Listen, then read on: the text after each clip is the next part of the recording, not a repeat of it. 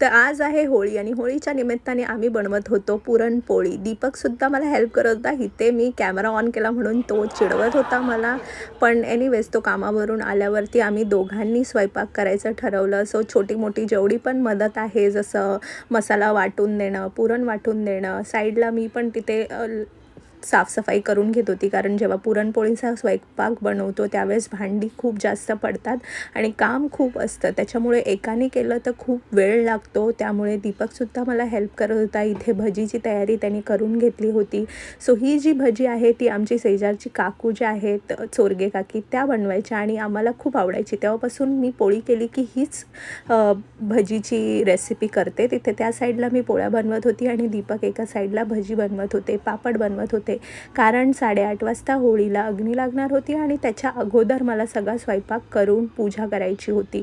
त्यामुळे आम्ही दोघं मिळून फटाफट सगळी कामं करत होतो, गाणी ऐकत होतो आणि गप्पा मारत एकत्र काम करत होतो. त्याच्यामुळे काम कसं होत होतं ते कळतच नव्हतं. जसं सगळं काम झालं तसं मी साडी नेसून रेडी झाली आणि जेव्हा पण मी साडी नेसते त्यावेळेस मला खूप जास्त चांगलं वाटतं आणि स्वतःला बघून सगळं रेडी करून आम्ही निघालो होळीकडे पूजा करण्यासाठी. आणि दीपकला मी म्हणाले की तू मला शूट कर. एकांश पण बोलला मी येतो तुमच्यासोबत आणि आम्ही एकत्र मस्ती करत जात होतो. सो जेव्हा मी खाली जात होती मला असं वाटत होतं की ते सगळं घेऊन आणि ती साडी पायात एवढी अडकत होती की मी पडून जाईन. आणि एकांशने हेल्प केलं. मी अग्नीच्या इथे गेली, होळी लागली तिथे आणि एवढे चटके लागत होते तिकडे, बाप रे बाप.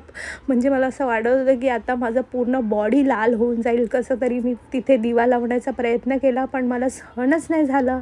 फायनली दिवा लावून नैवेद्य दाखवून होळीच्या प्रदक्षिणा घेतल्या आणि त्यांचे पाया पडून मागितलं की सगळ्यांचं भलं कर आणि सगळ्यांच्या आयुष्यातले प्रॉब्लेम्स काही पण असतील ते सगळे दूर होऊन जाऊ दे आणि सगळे हॅपी राहू दे. मग काही फोटोज आम्ही एकत्र क्लिक केले आणि मग घरी आलो आणि हे सुंदर जेवण बनवून त्याचा आस्वाद घेणं.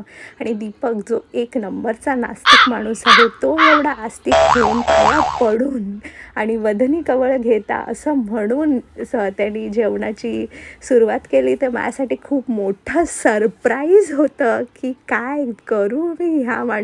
आणि त्यांना जेवण खूप जास्त आवडलं. आम्ही तर खूप छान जेवण खाल्लं. मग आमच्या किटीला का मागे ठेवायचं म्हणून आम्ही तिलासुद्धा ट्रीट दिली. तर आजची होळी खूप सुंदर गेली. थँक्यू.